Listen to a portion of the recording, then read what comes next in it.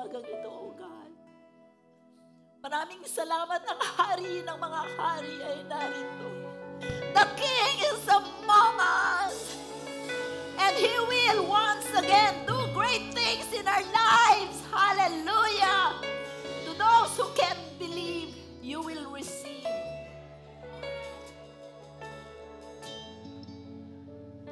We worship you. We honor you this day. This is your day, Lord. Have your way in us, the hearts of your people. Revive us. Refresh us by your Holy Spirit. We honor you. We receive you and we welcome you with your angels. The angels of God are all around you. Hallelujah. Maraming salamat po sa presensya mo. Linger with us. Do what only you can do in the hearts of your people. Samahan mo ang bawat salita na ipapahayag sa umagang ito. Dalangin namin na ito ay maging tabak, Panginoong Diyos, na tatagos sa kailaliman ng aming kaluluwa. Alisin mo lahat ng mga impurities, lahat ng dross, lahat ng fear, lahat ng anxiety, lahat ng hindi galing sa iyo, O God. Salamat sa naglilinis na apoy na narito sa aming paligid at sa aming puso, Panginoon.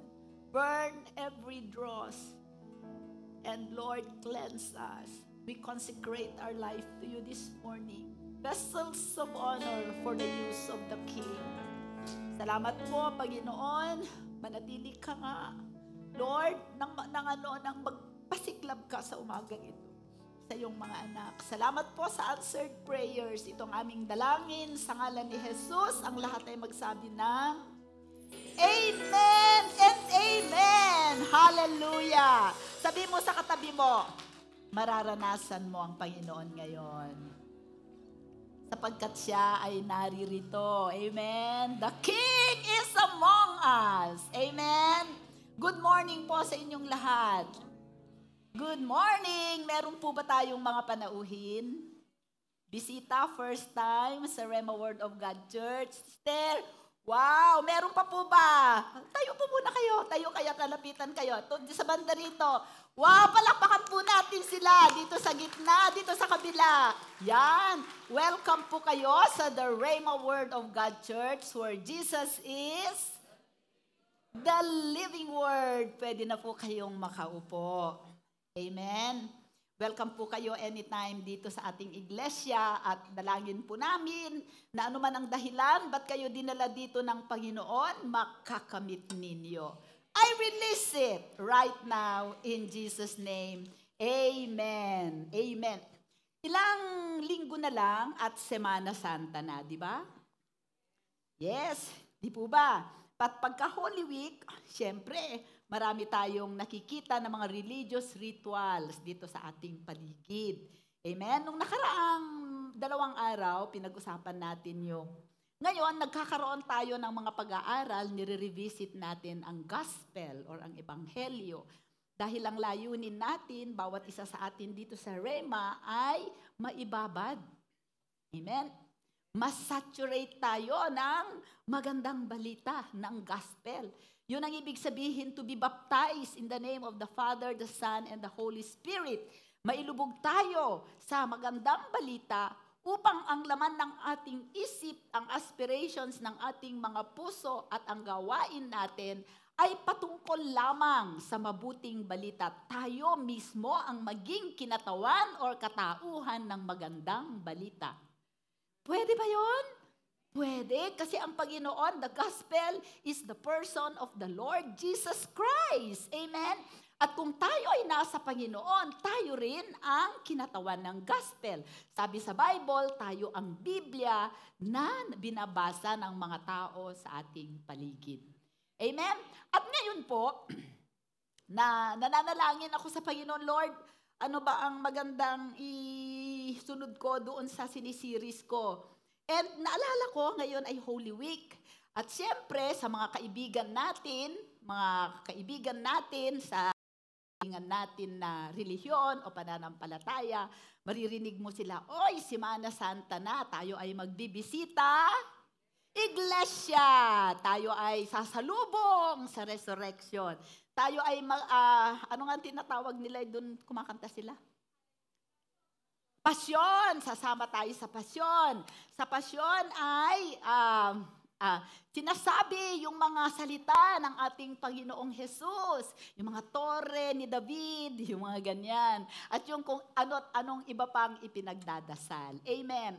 Ngayon, sa umagang ito, inimpress lang sa akin ng Panginoon na para tayo ay mas lumalim sa Ebanghelyo at sa magandang balita. Nais ko sa hapong ito, ay umagang ito, matagal ko na itong ginawa nung nasa Pandakan kami, na nag-series ako ng The 7 Last Words of Christ on the Cross. Amen? Ano ba yan? Huling salita. Amen? Sino na ang nakarinig sa inyo ng huling salita ng Panginoon nung siya ay nasa cross? Sino na? Natatandaan ba ninyo yon? Ngayon ay i-revisit natin kasi ang cruise, kung kayo ay naka-attend na ng encounter, by the way, meron pong naka-schedule na encounter sa April 27, 28 sa Rial, Quezon. Ito po ay inorganize ni na Pastor Noel Espiritu Santo sa mga churches sa Cavite, Montalban, at Santa Cruz. Sabi niya, kung gusto daw natin magpadala ng mga delegates, ay pwede. So yung mga leaders natin, mga naglilingkod na sa ministry, kung kayo ay hindi pa naka-attend ng encounter, ini-encourage ko kayo na mag-attend ng encounter. Kasi dito, mauunawaan natin ang tinapos na gawa ng Panginoong Jesus sa krus ng Kalbaryo. Hindi lamang natin mauunawaan, kundi ma-experience natin. Amen? So, dun sa mga leaders, sa mga area coordinators, nais kong malaman kung sino yung mga ushers, marshals, members ng anumang ministry na hindi pa nakakapag-undergo ng encounter. Plus, kung nais po ninyong lumago sa inyong pananampalataya at kayo ay ma-release sa inyong mga nakaraan, ini-encourage ko po kayo ay magpalista.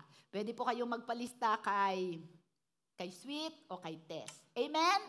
O, yan. So, punta na tayo sa ating topic ngayong umagang ito. Napakahalaga po, ang krus ng Panginoon ang cornerstone ng ating pananampalataya. At bilang mga Kristiyano who are gospel fluent, sabi mo gospel fluent, lahat tayo na mga anak ng Diyos, dapat matatas tayo na magpahayag ng mabuting balita. Sapagkat tayo ay tinawag para doon sa reason na yon. Amen? Hindi lamang natin ipinapakita, kundi ipinagsasabi natin, ipinoproclaim natin ang magandang balita. At kung tayo ay saturated sa gospel ng Panginoon, it's so easy to offer the gospel as solution to people. Alam nyo ba na ang mga tao ngayon ay napakadaming issue at problema? At ang tanging solusyon na epektibo ay ibigay mo ang gospel. Amen? Ang gospel, Jesus is the better. The best, if not the best. Kung may problema sa magulang, Jesus is the better father, the better mother, the better employer, the better sister, the better brother, the better. He is the best actually. Amen. So, kailangan marunong tayo nun. Okay. So, pag hindi ito matatapos ngayon, but hopefully, sa mga susunod bago mag-Lenten season, dapat naunawaan na natin ito. Amen? So, first slide tayo, sister. The 7 words. Sabi po sa John 19, 15 to 16, sabi niya, but they cried out. Ito po yung parte. Alam niyo kung bibigyan ko kayo, mahaba po kasi yung mag-attend kayo ng encounter. Nung nagsimula ang ministry, ang Panginoong Jesus dito sa lupa, siya ay naka-encounter ng grabing tuligsa ng mga religious leaders. Kasi lahat ng mga tagasunod nila ay pumupunta na sa Panginoong Jesus. Dahil sa nakita nila ng mga miracles, signs, and wonders, at dahil sa selos, amen, i-deliver siya kay Pontius Pilate. Inaccuse siya ng mga leaders ng blasphemy because he claimed to be the Son of God, which is true. He claimed to be the King of Kings, which is also true. Okay? At sina ay inaccuse ng blasphemy at siya ay dinala, para mapatay nila si Jesus, dinala siya sa korte ni Pontius Pilate at inaccuse sila ng sedition at rebellion. Inaccuse si Jesus ng rebellion. That is rebellion against Caesar. Di ba? Yung ano nila. So, alam natin ang nangyari. Okay, at dito sa verses nito, sabi, ang mga Hudyo, ang sabi, but they cried out. Who they? The religious leaders of the Jews, yung mga tao na mga Hudyo, yung mga tao na iba ay pinagaling niya, yung mga taong iba ay nakikain nung nagmultiply siya ng mga bread. Okay? Gegets nyo ako? Okay. So, away with him, but they cried out, away with him, crucify him. Pilate said to them, shall I crucify your king? The chief priest answered. Sino ang sumagot? The chief priest. Ito yung mga pare ng mga religious groups, mga Sanhedrin, mga Pariseo, at iba't iba pang miyembro ng religious groups. Okay? The chief priest answered, we have no king but Caesar. Then he delivered him to them to be crucified. Then they took Jesus and led him away. Actually, ang gusto ni Pontius Pilate, dahil nakita niya na hindi guilty si Jesus, doon sa blasphemy at rebellion ay charge nila, inalok niya sa kanila na sa Passover, meron laging, pinapakawalan na kriminal, di ba? At gusto ng Panginoong Jesus, pakawalan gusto ni Pontius Pilate, bugbugin na si Jesus tapos pakawalan,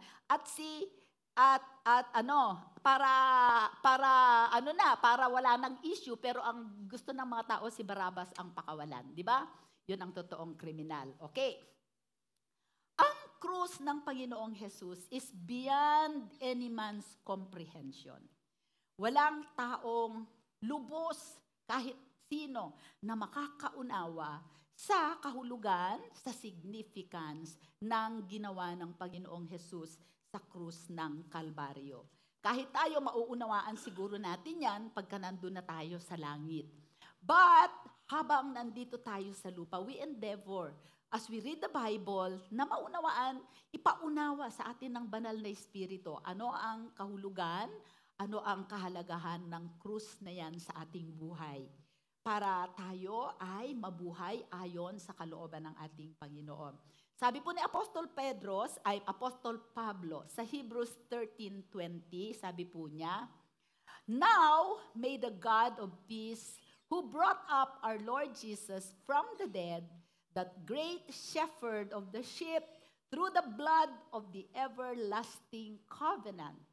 Sabi niya, what Jesus did on the cross is an everlasting covenant between God and man. Amen? Dahil siya yung dakilang pastol. Sabi niya, siya ay itinayo upang magkaroon tayo ng walang hanggang tipan sa Diyos. Ano yung tipan na yon? Tipan ng kapayapaan.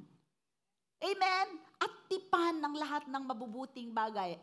The covenant of peace, the covenant of salvation, our covenant with God. Amen? The covenant of security that was sealed by the blood of Jesus. Amen? Na sinelyuhan ng dugo ng ating Panginoong Jesus. Amen? Itong everlasting covenant is a perfect covenant. It is a complete covenant.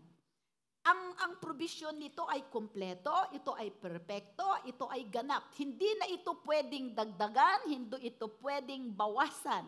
This is the basis of our Constitution. There's no preamble. There can be no amendment but because Jesus completed and perfected the work on the cross. Amen. Wala tayong idadagdag sa salvation na ginawa ng ating Panginoon. It is perfect, it is complete, it is everlasting. Amen. Sabi ni Apostol Pedro, the next verse. Sabi ni Peter sa 1 Peter 1:18-21, nababasa po ba ninyo? Basahin natin ng sabay-sabay. Knowing that you were not redeemed with corruptible things like silver or gold from your aimless conduct received by tradition from your father. Sino dito ang nakatanggap ng mga tradition sa ating mga religious leaders? Di ba? May mga tradition tayo, di ba? Okay, but with the precious blood of Christ, as of a lamb without blemish and without spot, he indeed was foreordained before the foundation of the world, but was manifest in these last times for you, who through him believe in God, who raised him from the dead and gave him glory, so that your faith and hope can be in God, are in God. Sabi niya, the cross of Jesus was foreordained before the foundation of the world. Alam ng Diyos, bago niya nilikha ang tao at bago niya nilikha ang langit at lupa. Di ba sabi sa Isaiah 46:10, God spoke the end from the beginning. Bago pa lamang siya nagsimulang maglikha, bago pa lamang niya nilikha ang tao, alam na niya na ang tao ay magkakasala. Amen? Kasi foreordained. Kaya nga sabi sa Revelation, sabi ni John the Baptist sa John 1:29, behold, the Lamb of God who takes away the sin of the world. Amen? So naka-reserve na yung alam niya na magkakasala ang tao, kaya ang Godhead, nag-usap na sila na pagka nagkasala ang tao, God Himself will become a man so that He can redeem man. That is the wisdom of God. Amen? Alam na yon ng Panginoon. Kaya nga, ang Panginoong Jesus, nung dumating siya dito sa lupa, kung babasahin niyo po ang Hebrews 2, merong choice. Alam din ng Panginoon na ang 1/3 ng angel ay magkakasala. Magre-rebelde si Lucifer. Pero binigyan ng choice ng Godhead. Pagka sinabi kong Godhead, the Father, Son, and Holy Spirit, meron silang counsel. Okay? Doon sa Hebrews 2, mababasa ninyo na binigyan ng choice ni God the Father, si Jesus, kung sino ang gusto niyang iligtas. The fallen angels or fallen man. Ano ang sinabi ni Jesus? Fallen man. Ang gusto niyang iligtas. Kaya nga sabi ni David sa Psalm 8:4, who is man that you are mindful of him? Sino ang tao na ang iyong kaisipan ang isip mo ay pinuno mo ng bagay patungkol sa kanya? Sabi ni David, you created him lower than Elohim, the Godhead. Amen? So nakita ninyo that right from the start, ang pag-ibig, ang biyaya ng Diyos ay nasa atin. Amen? Kaya nag-provide siya ng ating redemption. Kaya nang bumaba dito ang Panginoong Jesus, amen? He laid aside His majesty. Kinakanta natin yon. He laid aside the expression of His deity, but just the possession of His deity. He kept the possession of His deity. Nung ang Panginoong Jesus ay nakabayubay sa krus, He is still God. But you see Him as man who cannot anymore be recognized. Sobra ng basag-basag ang mukha niya sa torture na inabot niya sa mga Roman soldiers na para siyang skinless longganisa na tumutulo ang dugo niya. What with the 39 lashes, di ba? Ano nga yun? Di ba? Yung, latigo! Pagka nilatigo siya, igaganyan yung tapos hihilain na ganyan, tanggal lahat ang mga balat niya. Amen? So that by His stripes, you were healed. Para kunin lahat ang mga sakit mo, walang karapatan ang sakit sa buhay mo. Amen? So when He came on earth, He laid aside the expression of His deity, but not the possession of His deity. So nung nandito siya sa atin, even when He was hanging on the cross, He is still the King of Kings, the Lord of Lords, the fairest of 10,000. He is still Emmanuel. But He did not exercise His deity because He totally humbled Himself before God. He is a seed that will be sown so that there will be many many Christ is small c on earth. Kayo yun. Itinanib niya ang kanyang buhay para magbunga ng maraming katulad niya. Kinanta natin, there's a time to sow, there's a time to reap. And as we remember the Passover, as we remember the cross of Jesus sa Lenten season, we are believing God to do the miracles again that happened on that first Passover. Ang Panginoong Jesus ang Passover Lamb. Amen? Okay, so, naglilay pa lang po ako sa inyo ng foundation. Wala pa tayo sa mga words. Kasi basahin ninyo ang Bible sa account ng kanyang crucifixion at maiintindihan po ninyo. Amen? So, pagka inisip natin na tayo ay binili, hindi sa silver, hindi sa pera, hindi sa gold, amen, kundi sa banal na dugo ni Jesus. And blood speaks of life. Amen? This is the day when you receive the life of God.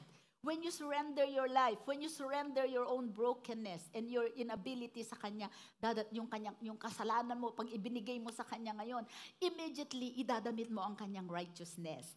Amen? Kaya nga, sabi ng Panginoong Jesus, hindi natin ganap na maunawaan ito unless i-reveal ito ng Holy Spirit sa ating buhay. Kaya nung kinakausap ng Panginoon, even the disciples, hindi nila ito masyadong maunawaan. Tingnan natin ang Luke 9:23. Nung in-encourage ng Panginoong Jesus sila, buhay pa ang Panginoong Jesus dito. Sabi niya, then He said to them all, if anyone desires to come after me, let him deny himself and take up his cross daily and follow me. For whoever desires to save his life will lose it, but whoever loses his life for my sake will save it. Habang sinasabi ito ng Panginoong Jesus sa kanila, hindi masyadong magets ng mga disciples kung ano ang ibig sabihin nito. Bakit? Every day when they walk through Jerusalem and even in Galilee, they would see people hanging on a cross. Yung mga kriminal na i-crucify ng mga Roman soldiers. At nakikita nila yung horror nito dahil sometimes yung mga naka-crucify sa cross, lalo na kung pinapainom, inaalagaan nung mga kamag-anak, nagstay sila dun sa agony nila for even 2 weeks. So nung sinabi ng Panginoong Jesus na siya ay pupunta sa Jerusalem at mamamatay, ano ang sinabi ni Peter sa kanya? Hindi ako papayag na mangyari yan sa iyo, di ba? Okay, pero hindi alam ni Pedro, yun ang kalooban talaga ng Ama para sa Panginoong Jesus. Okay, and then Luke 9, tayo rin, napakahalaga din na kung tayo talaga ay susunod sa Panginoon, kailangan nating maunawaan how do we lose our life and how do we carry our cross daily.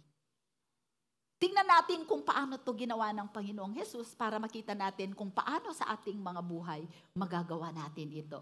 Sabihin mo, ang buhay mo ay binhi. Saan mo ba itinatanim ang buhay mo ngayon? Marami sa ating mga Kristiyano nagsasabi, Panginoon, pagka namatay ako, gusto ko kapiling kita. Sabi ng Panginoon, sige, binibigay mo sa akin ang afterlife, pero ang gusto ko ngayon ay buhay mo, yung buhay mo ngayon. Hindi yung buhay mo pagka namatay ka na. Kasi wala nang saysay yun dito sa lupa. Amen? Sabi po sa Luke, next verse 14:27, sabi ng Panginoong Jesus, and whoever does not bear his cross and come after me cannot be my disciple. Kaya maraming mga fake na disciple kasi hindi naman din nila tinatanganan ang kanilang krus araw-araw.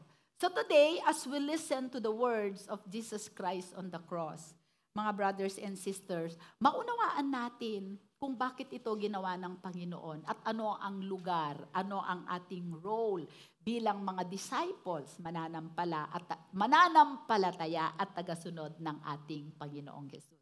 Una, kailangan malaman natin na ang cross ay ang karunungan ng ating Diyos. It is the wisdom of God. Sabi po sa next na slide, the cross of Jesus, God's plan through the ages. Ito ay plano ng Diyos mula pa nung pasimula, mula pa nung likhain niya ang tao. Before the world began, God knows man will fall and the cross is God's wisdom to redeem man. Sabi po sa 1 Corinthians 2:7-6, but we speak the wisdom of God in a mystery. The hidden wisdom which God ordained before the ages for our glory, which none of the rulers of this age knew, for had they known, they would not have crucified the Lord of glory. Ang krus ng Panginoon ang pag-asa ng ating kaluwalhatian. Amen? So, dapat i-embrace natin ang cross. Amen. Amen. Okay, next verse, next slide. The cross of our Lord Jesus Christ is the cornerstone of our faith. It is the chosen symbol of the Christian faith. Sino dito ang naglalagay ng krus sa mga kwintas nila? Ganon. Make sure na yung cross ninyo, wala nang Jesus doon na nakakabit, ha? Baka meron pang patay na Jesus na nakaganyan. Wala na. Bakit? Na-resurrect na siya. God is not dead. Amen. Patunaw nyo na yon, paggawa nyo na lang krus na lang. Kasi may nabasa ako doon sa internet, si Pope Francis, meron siyang krus na iba-iba, meron pang may nakalagay na serpent. Anyway, basahin nyo sa internet. Anyway. Okay. The 7 last words or sayings of Jesus are a wonderful commentary in His own words of forgiveness, salvation, love, atonement, suffering, victory, and security. They reveal God's perfect and complete answer to humanity's basic needs and aspirations. Nasa krus ang lahat ng katugunan ng Diyos sa lahat ng pangangailangan ng tao, spirit, soul, and body. Amen? So kung mas maunawaan natin ito, every time, lagi tayong titingin sa krus ng ating Panginoong Jesus.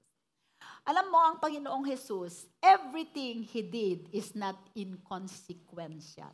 Lahat ng kanyang ginawa, lahat ng kanyang sinabi, lahat ng kanyang inisip, ay merong kahalagahan o merong significance sa ating buhay. Kaya nga natin minemeditate ang Bible. Kaya natin minemeditate yung mga red letters, yung mga sinabi ng Panginoong Jesus sa Bible, sapagkat ito ay buhay at ito ay buhay. Amen? The words of Jesus are spirit and they are life. Ito ay buhay, alive, at ito ay ating buhay. Amen? Meron ditong laging naghihingi ng tulong sa atin na lingkod ng Diyos, nagsasabi, Pastora, pandagdag buhay. Sabi ko, Sister, si Jesus ang pandagdag buhay nating lahat. Kailangan lang natin marunong tayong mag-withdraw doon sa kanyang tinapos na gawain sa krus. Amen? Okay. So, lahat ng sinabi ng ating Panginoong Jesus, mahalaga. At yung sinabi niya na huling word, the last 7 words or the last sayings of Jesus on the cross, ito ay na-distill. Alam mo yung distilled water? These are distilled wisdom from God. Na kung isa sa buhay natin, mga kapatid, hindi tayo mahihirapan sa ating paglakad sa Panginoon. Amen? So, ready na ba kayo? Parang wala naman kayong excitement. Parang kanina hindi umapoy ang puwet nyo. Hallelujah. Okay, first words. Sige, tignan natin. The first words or the first saying of Jesus on the cross is the words of forgiveness. Amen. Sabi niya sa Luke 22:32-34, basahin natin ng sabay-sabay. There were also 2 others, criminals led with him to be put to death. And when they had come to the place called Calvary, they were crucified They crucified him and the criminals, one on the right side and the other on the left. Then Jesus said, Father, forgive them, for they do not know what they do. Ito ang unang-unang salita na namutawi sa labi ng ating Panginoong Jesus. Isipin na lang ninyo kung gaano ang agony, gaano katindi ang paghihirap na ginawa sa ating na naranasan ng ating Panginoong Jesus. Dinakip siya ng mga ng chief priest, mga kawal, the guards of the high priest, si Caiaphas, si Anas. Alas 12 ng gabi. Halimbawa, ng Miyerkules, sabihin natin alas 12 ng Miyerkules o whatever, Huwebes, hindi ko maano yung chronology. Nilitis siya. Hindi inintay na sumikat ang araw bago siya nilitis. 6 na mistrial ang ginawa sa kanya. Puro unlawful, hindi nakaayon dun sa patakaran ng Panginoon. Pinagbabalik-balik siya, number 1, kay Caiaphas, and then papunta kay Herod, then papunta kay Pilate, then kay Herod na naman, then kay Caiaphas. 7 beses. Isinubject siya sa interrogation doon sa Court of the Sanhedrin. Ang Sanhedrin po ay grupo ng mga leaders ng mga religious groups sa kanilang kapanahunan. Halimbawa, kung meron tayong mga relihiyon ngayon, Katoliko, Iglesia ni Cristo, Sabadista, yung mga leaders noon na nag-organization nila yung Sanhedrin, sila ang namamahala sa mga bagay pertaining to sa kanilang relihiyon nung araw na yon. Nilitis siya doon at marami silang kinuha ng mga fake, binayaran na mga testigo. Para ang gusto lang nilang mangyari ay papatay ang Panginoong Jesus. Okay? Tapos, dahil hindi naman pwedeng, dahil ang kanilang akusasyon kay Jesus ay blasphemy. Ano yung blasphemy? Na siya daw ay Diyos. Okay? Blasphemy yon. So dahil hindi mo naman pwedeng papatay ang tao na ang kasalanan ay blasphemy, dinala nila kay Pontius Pilate, dahil si Pontius Pilate lang ang may karapatang magbigay ng verdict ng crucifixion. At pinalabas nila doon na ang kasalanan ni Jesus ay rebellion. Ano daw ang rebellion? He is rebelling against Caesar. Sinasabi niya na siya ay hari, samantalang ang hari ay si Caesar. So kumbaga sedition, di ba? Gusto mong agawin yung lugar ni Caesar, kaya ikaw ay dapat patayin. Pero nung nilitis siya, walang nakita si Pontius Pilate na hindi siya guilty. Kaya nga naghugas siya nung kamay. Di ba? Okay. So, ngayon, imagine ninyo yung paglilitis na magdamag, tapos kinabukasan, nung i-deliver siya for crucifixion, ay mga bandang sabihin natin alas 7 o alas 8 ng umaga, o alas 7. Tapos doon na siya, i-deliver na siya sa Roman guards. Itong Roman guards na ito, nung sinabi, crucify him, dinala si Jesus sa ito yung mga expert sa pag-execute. Sila yung team, kumbaga meron tayong marine, di ba? Sila yung mga titindi na mga sundalo natin. Meron silang mga Roman soldiers na sila ay expert sa scourging, sa execution, at sa pagkukrucify. Okay? So anong ginawa nila sa Panginoong Jesus? Nung nililitis pa lamang siya sa mga religious leaders, siya ay dinuraan, siya ay sinampal hanggang magdugo, siya ay binunutan ng balbas. Okay? Hanggang siya ay dinala sa mga Roman soldiers, siya ay latigo, hanggang sa magdugo, tinanggalan ng damit, pinahiya, lahat-lahat ginawa. So, nakita ninyo yung pagod at hirap na dinanas ng Panginoong Jesus. Pagkatapos sa kanya ipinahawak yung krus kung saan doon siya ipapako. Nung hindi na niya kaya, merong sumaklolo sa kanya. Sino? Si Simeon, okay? Hanggang siya makarating siya sa Golgotha. By 9 o'clock in the morning, nakapako na ang Panginoong Jesus. So, meaning to say, para siya ipako, ay kailangang nakalapag yung krus, inihiga siya doon, ipinako yung kamay niya sa mga 6 inches na nail, dito para hindi mapilas, okay? Tapos ipinako yung paa, tapos iniangat siya. Okay? So, yon. So, nung nandun siya, brothers and sisters, ang unang lumabas sa kanyang labi ay hindi yung mananagot kayo sa ginawa nyo sa akin. Kilala ko kayo, hindi ganun. Ang unang lumabas sa kanyang bibig ay panalangin. Amen. Sabi mo, panalangin. Ano ang panalangin niya? Ama, patawarin mo sila sapagkat hindi nila alam ang kanilang ginagawa.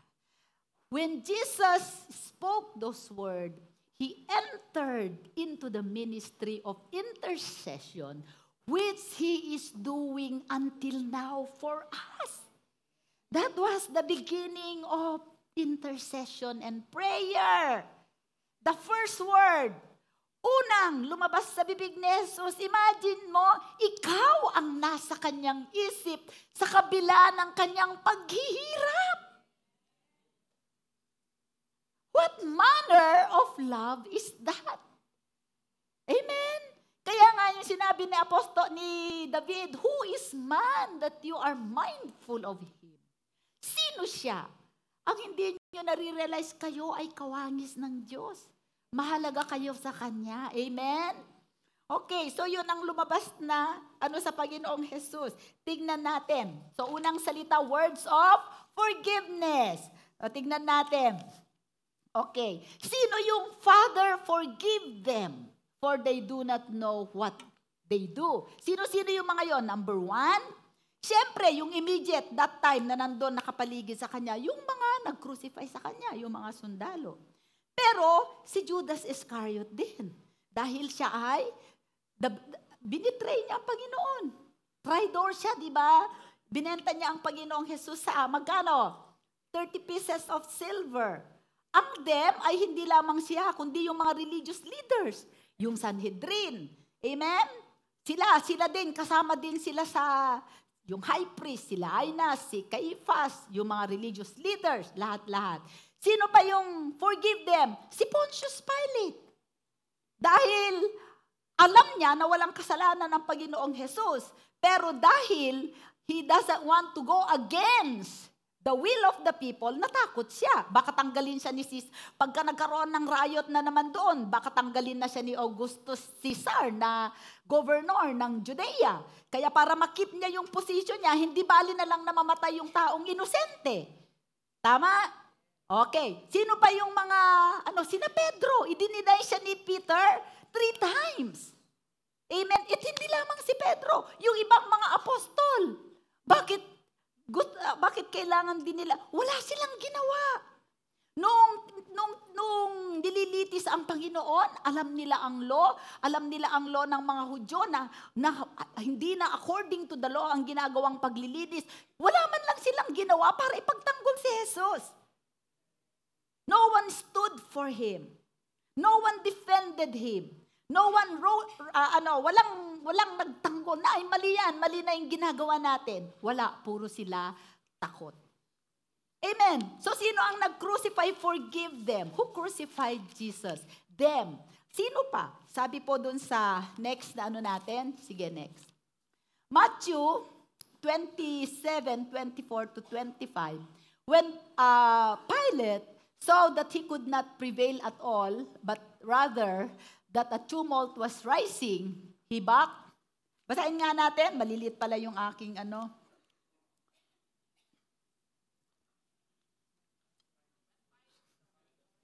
Teka.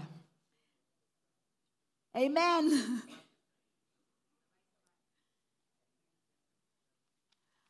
1, 2, 3, 4, 5. When Pilate saw that he could not prevail at all, but rather that a tumult was rising, magwawala na sila, he took water and washed his hands before the multitude, saying, I am innocent of the blood of this just person. Just person. You see to it. And all the people answered and said, His blood be on us and our children. Amen? Ang dugo ng taong ito, wala sa akin kasi inosente yan. Ano sabi ng mga tao? His blood be unto us and to our children. Amen? So, nakita natin, ang pinatawad ng Panginoon, mali yata yung natin, hindi yan dyan, sister. Next na verse muna. Kaya pala, ako. Ito, forgiveness for all men. Sabi po dun sa Yung mga Roman soldiers, sila po ay, yung mga lahat ng inilista natin, the Roman soldiers, si Poncio Pilato, yung mga tao, sina Apostol Pedro, sila yung mga Hudyo. Pero sila po ay representative nating lahat. Bakit? They were all swept away by the enemy to sin against the Lord. Amen? Because all of us sinned. Ang nagpako kay Jesus sa krus ng Kalbaryo ay kasalanan. Sabi sa Romans 3:23, all man sinned and fall short of the glory of God. We all crucified Jesus. Sabi sa 1 John 2:2, Jesus is the atoning sacrifice for our sins, and not only for ours, but also for the sins of the whole world. Kasama tayo sa nagpako kay Jesus sa krus ng Kalbaryo. Agree ka ba? Dahil ikaw ay makasalanan. Ipinanganak ka sa kasalanan. And then sabi sa John 1:29, Jesus is the Lamb of God who takes away the sins of the world. Kaya nga pagka kinakanta na natin yung forgiven, di ba? Yung sabi niya, I was the one who held the nails, di ba? Kasi nire-represent lang tayo ng mga Hudyo sa kasalanan nating lahat. So kung ikaw aaminin mo na kasama ka dun sa nag-crucify sa Panginoon, kailangan mo ng forgiveness. Amen? Kailangan mo ba ang kapatawaran?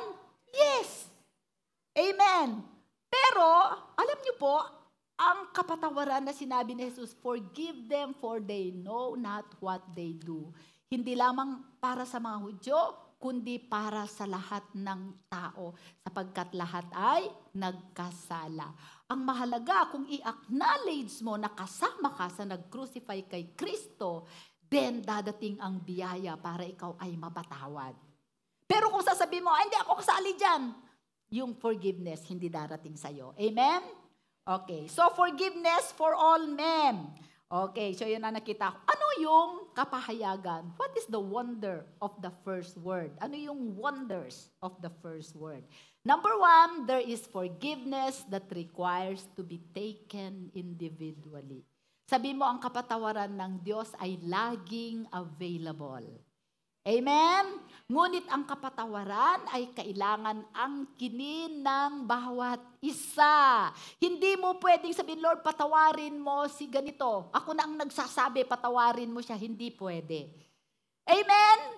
Pinatawad ka na ba ng Diyos? Oo, kasi pinag-pray na ako ng nanay ko, napatawarin ako ng Diyos. Pwede ba yon? Hindi. Kailangan ikaw mismo. Sabi sa 1 John 1:9, if we confess our sins, He is faithful and just to forgive us and our sins and to cleanse us from all, sabi mo all unrighteousness. Amen? So, ang tanong ko sa iyo, napatawad ka na ba ni Jesus? Kung ikaw ay nanghingi ng kapatawaran. Amen? Next slide. Forgiveness is the hallmark of Christianity. Ito ay tanda, tatak.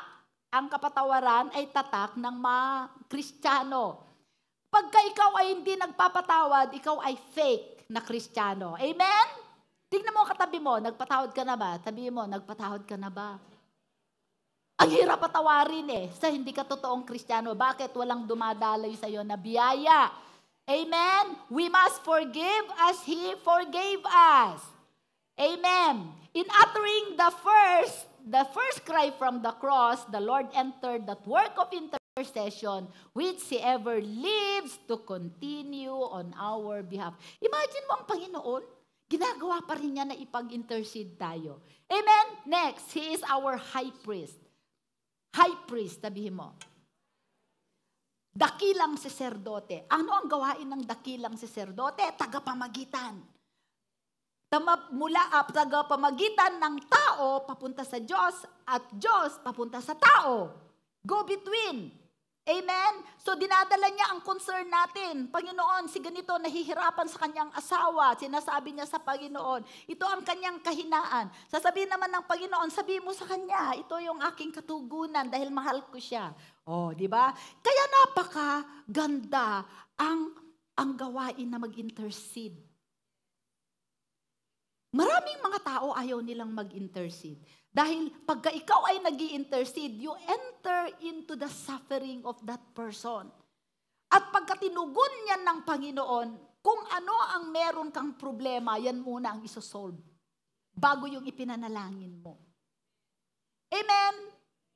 Pagka nagtatawag tayo ng prayer and fasting, walang pumupunta, walang nag-i-intercede sa iba. By the way, meron tayong prayer and fasting para sa buong church, March 25 hanggang March 31 in preparation for the anniversary. Amen? So, alam nyo, ang tendency natin mga Kristiyano, hayaan mo na yung mga intercessors. May prayer request naman ako na inano doon, sila na ang mag-pray. Kapatid, mas effective yung prayer mo. Kasi di nila alam ang nararamdaman mo. Amen? Okay, next. So, when was the prayer answered? Sabi natin ito ay panalangin ng Panginoong Jesus. Tinugon ba ng Panginoong Jesus yan? Ng Diyos yan? Yes. Maybe hindi karaka-raka, pero patuloy na tinutugon ng Panginoon.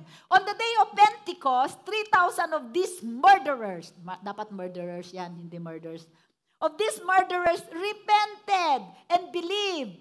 God believed people and were, mali English ko. Of these murderers repented and believed God and were saved. And in the days that followed, thousands more. Di ba? Tuwing nagpipreach sila, Apostol Pedro, laging may naidadagdag. Tingnan nyo sa Acts 2. Acts 2 verse 41. Nakikita natin. Thousands more including a great number of priests. Yung mga nagsabi na, crucify him, crucify him. Sabi nila nung nag-preach si Apostol Pedro, what must we do to be saved? Di ba? So nag-repent sila. And then, the answer continued, for we too are the fruits of this prayer. Kung hindi na nalangin si Jesus, baka hindi rin tayo maliligtas. Praise God for the first word.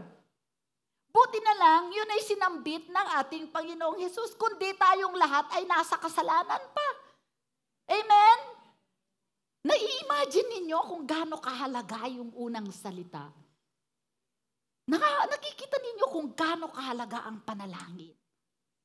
Naalagi ang panalangin natin, sabi sa 1 Corinthians 1:20, tuwing nananalangin tayo at kiniklaim namin ang promises ni God, His response is always yes and amen. Pero bakit ang tamad nating manalangin?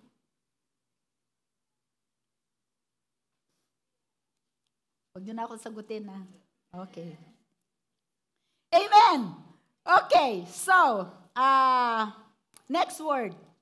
Have you been forgiven? Remember that Jesus uttered this prayer while in deep pain and agony. In those moments, He had you in mind. He made no threat, but instead offered a tender prayer of pleading intercession.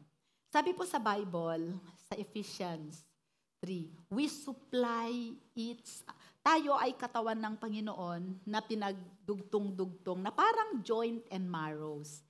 And then sabi niya, ang bawat dugtungan ng ating katawan ay nagsusupply. Doon sa halimbawa, ang aking arm, sinusuplayan niya yung aking bisig hanggang sa aking mga daliri. Amen? Sa katawan ni Kristo, ano yung sinusupply natin sa isa't isa? Panalangin, encouragement, fellowship, speaking the truth in love. Amen? Ang napakahalaga dyan na supply na ibinibigay natin sa ating kapatiran is prayer. Amen. Ipapanalangin ba natin ang isa't isa? Naalala ko yung isang, ito lang, last week lang. Pinagpe-pray namin sa Panginoon ang buong, kayo lahat, pinagpe-pray namin. Yung vision na isang kapatid natin, nakakita siya ng napakaraming itlog. Dito sa church. Doon sa taas, Pagkatapos, meron pang itlog doon sa labas. Diyan sa labas. Ang gaganda, ang lilinis. Gagandang itlog, ang lilinis, tumbok-tumbok. Parang pamilya, tumpok-tumpok. Pero nung angatin niya, ang gagaan. Ampaw. Yung iba, nung angatin niya, basag. Grabing iniyak namin yun sa panalangin. Alam niyo kung bakit? You may appear good on the outside. Kung ikaw ay walang laman at walang hungkag, wala kang binhi. God is interested in the seed so it can bear fruit. Kaya marami tayong kapatiran, walang bunga. Kung marami sa atin ang nananalangin at ipag-i-intercede ang church, siguro hindi lang tayo ganito ngayon.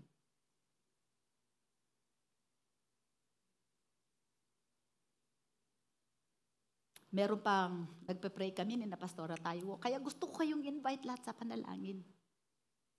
Naka-vision siya ng family tayo, di ba? Mabuti yung nagsasabi ng tapat. Para alam nyo kung kayo yun. Kahit ako mismo, Lord, ako ba yun? Ako ba yun? Walang laman, ampaw, kaya walang bunga. Nakakita naman si Pastora tayo sa vision niya ng malaking basket. Na doon sa malaking basket ng prutas, maraming maliliit na basket ng prutas. Maliliit, kumbaga mansanas, lychee, pero lahat ay nabubulok. Overripe. Walang kumukuha.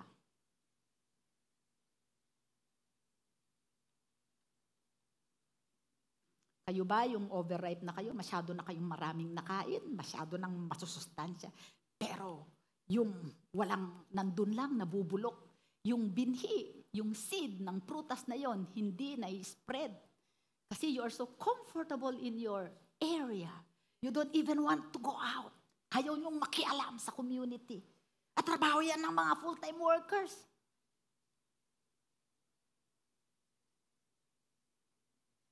Samantalang missional community tayo dito, mission tayo dito, mission tayo doon, mission tayo doon. Sino ang humahayo? Paano tayo? Kung tatanim natin ang buhay natin na binhi, katulad ni Jesus. That is how we carry our cross and follow Him. Parang wala lang sa atin kung ano nangyayari sa kapaligiran natin, basta ako komportable. Merong isang side ang Panginoon na isang araw ang mundong ito ay mararanasan. That is the terror of God. Kaya nga sabi ni Apostol Pablo, I beat my body so that in the end, I will not be disqualified. Ito din ang sinabi ni Panginoon kay Jeremiah, Prophet Jeremiah. Huwag mong ipag-intercede sa akin ang mga taong yan, titigas ng ulo. Even if Moses and Abraham will come to intercede for them, I will not answer them. Nakita na ba ninyo yung side na gano'n ni Lord? Yung sasabihin niya kay Apostol Pablo, sabi niya, Lord, alisin mo itong thorn sa aking flesh. Anong sabi ni Lord? My grace is sufficient for you, for my strength is made perfect in your weakness. Naisip ba natin yung sinabi niya sa huling araw? Many will come to me in that last days and tell me, Lord, Lord, we did miracle for your name. Sabi ni Lord, I never knew you, you workers of iniquity. Masyado na kasi anong tayo sa compassion, grace ni Lord, na hindi natin tinitignan yung terror ni Lord. Yung next word, ewan ko ha, baka hindi ko to matapos. Yung next word, it leads us to the next word. Kaya yung forgiveness is available for all of us. But we have to accept kung ano yung mga area na we are falling short of our life, of our calling. Hindi naman tayo nandito para magpasarap. Amen? Merong pinagkalooban tayo ng Panginoon for something. Kayo lang ang nakakaalam. Peace be with you. Sabihin nyo naman, and also with you. Hallelujah! Glory to God! Praise God, I was forgiven. Purihin natin ang Panginoon sa kanyang kapatawaran. Woo! Woo! Hallelujah! Thank you, Lord. And whenever we see visions and dreams, those are warnings. We have to do something. Amen? Lagi ko nga sinasabi sa mga Jesus is walking uphill. He never walks on a plain ground. Sa Panginoong Jesus, hindi siya lumalakad lang sa plain ground lagi. Pagka lumakad siya, laging pataas. Kaya nga, carry your cross and follow me. Dahil the moment na nag-stop ka to follow Him, you will slide down. And the moment you slide down, you have to catch up. Mas mahirap. Subukan ninyo yung hindi kayo mag-church ng isang buwan. Isang beses lang. Ang hirap ng bumalik. Subukan nyo mag-church ng isang taon na hindi mag-church, mahihirapan na kayong bumalik. Amen? Second word. Woo! Woo! Kaninang umaga, ang nagpe-pray kami dyan, sabi ni Lord, sa akin habang late na ako dumating sa prayer, daba ko sa puso ko yung, ang longing ko, maranasan ko siya. Dahil kung pupunta ka dito at hindi mo hihingin sa Panginoon na, Lord, nais kong maranasan kita sa kakaibang paraan ngayon. God will own see, di ba sabi natin, grace is looking for an appointment. Kung yun ang iyak ng puso mo, katatagpuin ka ng biyaya. Pero kung walang ina-expect ang puso mo, wala kang matatanggap. Makikita mo lang, ang igsi naman ng damit ni ganito, yung si pastora, nakabakat yung pantalon niya, yun ang titignan mo. Hallelujah. Next, second word. Ano yon? Words of assurance. Mga salita ng katiyakan. Sabi mo, may katiyakan kay Jesus. O so, nakabayubay siya sa krus doon. Ano yung kasama niyang nakabayubay doon? Dalawang kriminal, isa sa kanan, isa sa kaliwa. Okay? Sabi niya doon sa Luke 23, basahin natin. Then one of the criminals who were hanged blasphemed him, saying, "If you are the Christ, save yourself and us." But the other, answering, rebuked him, saying, "Do you not even fear God, seeing you are under the same condemnation? And we indeed justly, for we receive the due reward of our deeds. But this man has done nothing wrong." Then he said to Jesus, "Lord, remember me when you come into your kingdom." And Jesus said to him, "Assuredly, I say to you, today you will be with me in paradise." Amen? So, alam niyo po, nung crucify ang Panginoong Jesus, itong dalawang kriminal na ito ay they were taken away. They were swept with the crowd to mocking Jesus. Sila din ay nakisali sa pag-aalipusta sa Panginoong Jesus. Okay? Silang dalawa. Ngunit, nung naipako na sila sa krus, itong isang tao na nasa kaliwa, ay patuloy pa rin niya na minamak ang Panginoon. Oh, ikaw, kung totoong ikaw ang anak ng Diyos, bumaba ka dyan at isave mo rin kami. Okay? Pero yung isa, all the while, ninoobserbahan niya si Jesus. Mula sa crucifixion, hindi nagsasalita. Kahit ano ang gawin sa kanya, nakatikom yung kanyang bibig. He was like a sheep led to the, yung pinagkakatayan, to the slaughter. Tapos, nakita niya, so, habang nakabayubay, siyempre, kung ikaw ay nakakrucify, katulad din ng Panginoong Jesus, dinararamdaman mo din yung agony at saka yung sakit, di ba? Pero habang nakikita niya ang Panginoong Jesus, he saw something different. Iba itong taong ito. And faith rose up from his soul. Iba ang reaksyon niya sa mga nangyayari.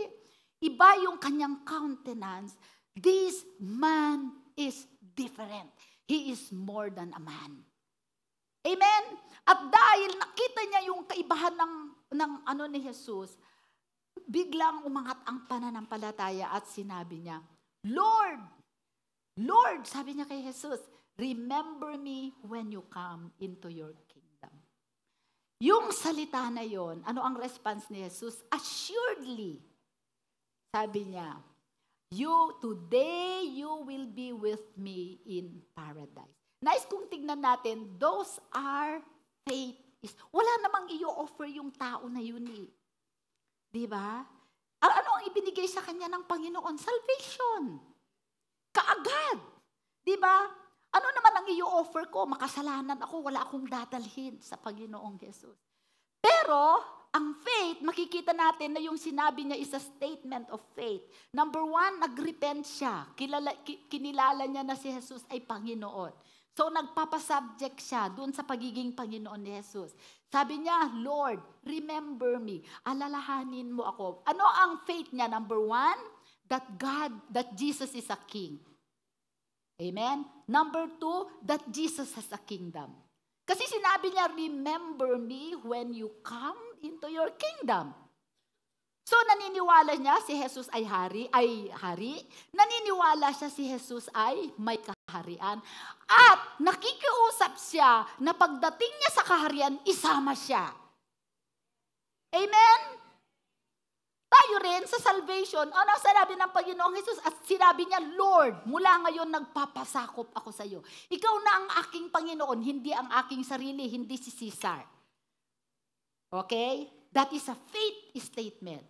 The guy repented and he expressed his faith through confession. Believe and receive. By your heart you believe, by your mouth you confess.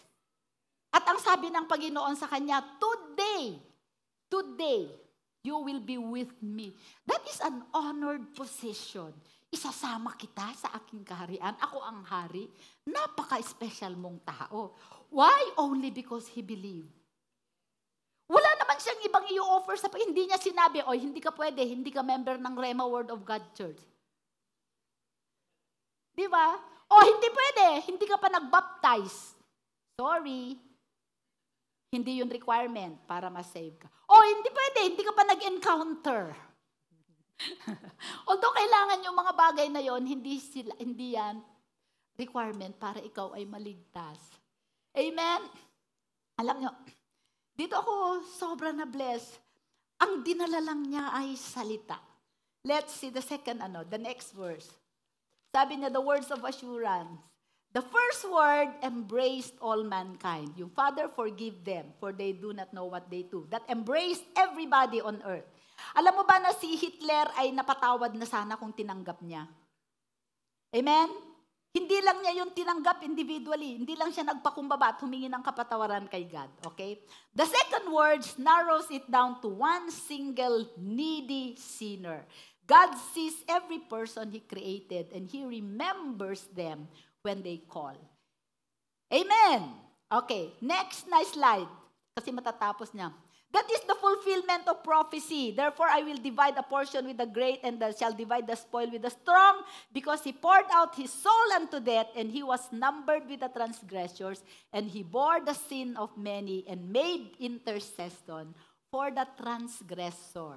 Yung ginawa ng Panginoong Jesus, na prophesy na yan na prophet Isaiah noon pa. Next. Okay. Dito makikita natin, this is a beautiful verse that I discovered yesterday. Sabi sa repentance and the word of faith. Repentance and believing. Hosea 14:2 says, take words with you and return to the Lord. Say to Him, take away all iniquity. Receive us graciously, for we will offer the sacrifices of our lips. Whoa!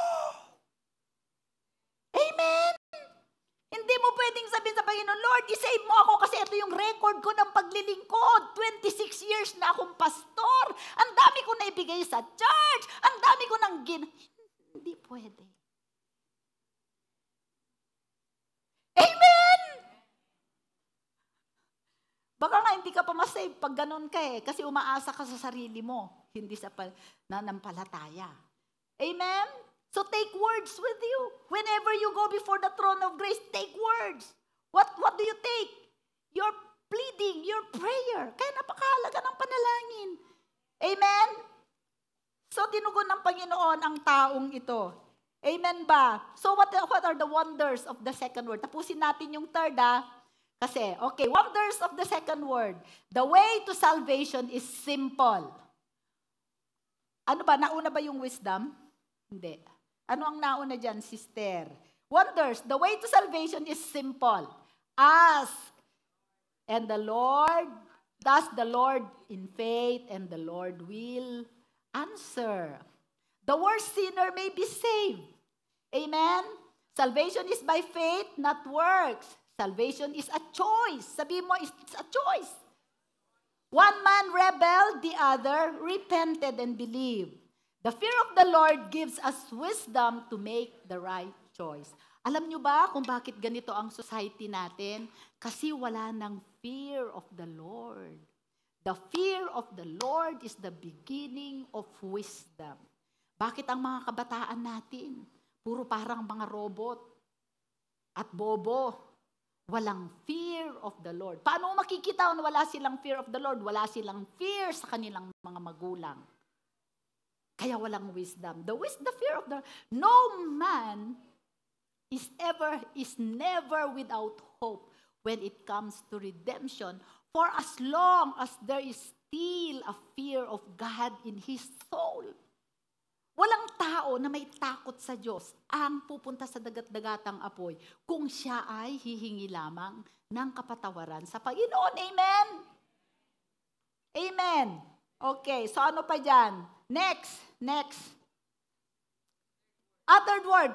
Wala muna. So, napakahalaga ng second word. Meron tayong katiyakan for as long as we believe. Kaya nga sa buhay natin na mga Kristiyano, lagi tayo dapat nagre-repent at laging rinirenew ang ating pananampalataya sa Panginoon. Amen? As a revelation, pagka may bagong dumating sa atin na kapahayagan sa Panginoon, humingi tayo ng kapatawaran. Lord, mali pala ako, no? Ganito ang paniwala ko dati. Ngayon, ito na ang aking yayakapin na paniniwala kasi ito ang sinabi mo sa iyong salita.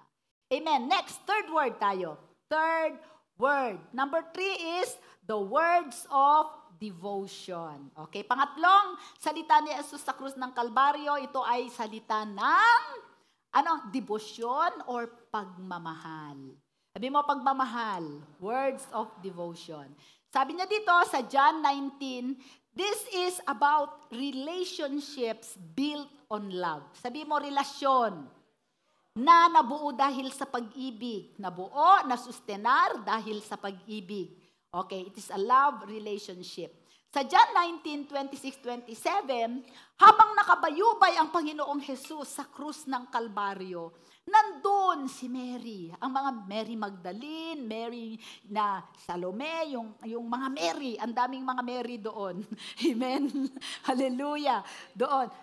At ang nandoon sa kanya, ang harapan ay si Maria, yung kanyang nanay. Okay? Na-imagine mo kung kayo ang nanay ni Jesus, na tinitignan ninyo ng nangyayari sa kanya dahil sa agony rin ni Mary na nakikita niya ang suffering ng kanyang anak. Alam mo, ang Panginoong Jesus naalala pa niya si Maria. Nung nakita niya ang kanyang nanay, sabi niya, sinabi niya kay Mary, woman, siyempre, nandun si John. Ang wala lang siguro doon na apostol ay si Judas. Di ba? Sabi niya, woman, behold your son. Okay? Then he said to the disciple, who is the disciple? John the Beloved said, behold your mother. Sa panahon na malapit na siyang mamatay, hindi niya kinalimutan ang kanyang ina. Okay? So, ano ang sabi niya kay, ito ang, Jesus remembers Mary, his earthly mother whom he loved and cared for. He compassionately considered her needs when he is gone. So nakakita niya, pero nakita niya kasi ang suffering ni Mary. Ilagay ninyo ang inyong sarili kung kayo ang nanay ng Panginoong Jesus. Di ba? Kung kayo ang nanay ni Jesus, siguro sa isip ni Mary, inaalala niya lahat itong batang ito ever since. Hindi ko ito this is the child of virgin birth. Okay? At naalala niya yung prophecy tungkol kay Mary. Okay? Tingnan natin sa next verse. What was Mary thinking and feeling? Ano kaya ang iniisip ni Mary habang tinitignan niya si Jesus? Luke 2, verse 34 to 35, basahin natin. Then Simeon blessed them. Ito yung idinedicate nila si Jesus. After 7 days ng purification, sa 8th day, dinala ni Joseph sa ni Mary si Jesus para i-dedicate sa temple. Tama? At doon naghihintay si Simeon, the prophet. Okay? Then Simeon blessed them and said to Mary, his mother, behold, this is a prophecy. This child is destined for the fall and rising of many in Israel, and for a sign which will be spoken against. Yes, a sword will pierce through your own soul also, that the thoughts of many hearts may be revealed. Amen? Naalala niya yung prophecy sa kanya. Itong batang ito will cause the rising and falling of many nations. And meron ding tabak na tatagos sa iyong kaluluwa na magpapahayag kung ano ang kaisipan ng marami. And while looking at Jesus, ito ang naalala ni Mary. At naramdaman niya yung agony. That moment, that was the moment when that sword was piercing her soul. Amen? Yan yung panahon na yung tabak ay naitatras sa kanyang puso. Bakit? Number 1, nakikita niya ang suffering ng Panginoong Jesus. Number 2, ng kanyang sariling suffering din. Nung tinawag siya ni Mary, woman, this is your son, and son, this is your mother. Hindi niya tinawag si Mary na mother. Walang account sa Bible na ever tinawag ni Jesus si Mary na mother. Sorry sa mga kaibigan nating mga Katoliko na hindi okay na si Mother Mary, okay? Bakit? Bakit hindi niya tinawag ng mother, instead tinawag niya na woman? Okay, ito ang sagot. Sabi niya, next. Okay, this is the sword, cruelly, okay.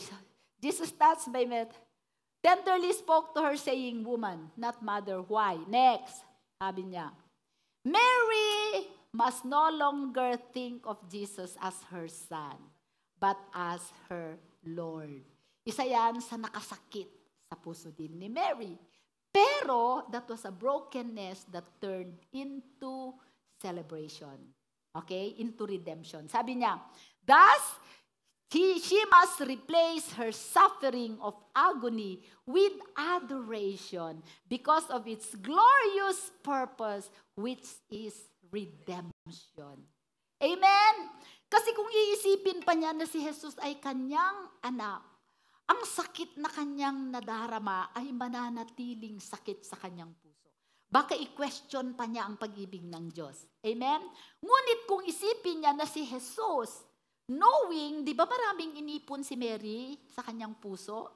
Mula sa kapanganakan ni Jesus hanggang sa naalala nyo, yung siya sa mga teachers, nung nagpunta sila sa, di ba? Sa temple, di ba?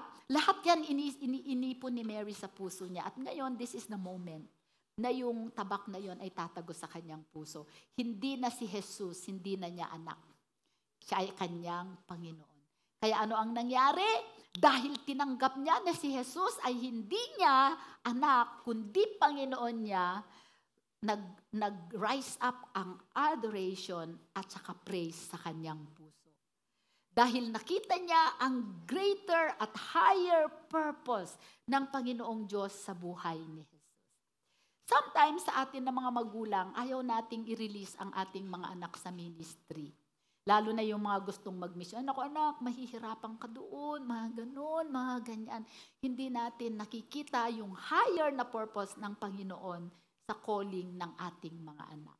Amen? So, kung makita natin, this is the way Jesus ministered to the broken-hearted.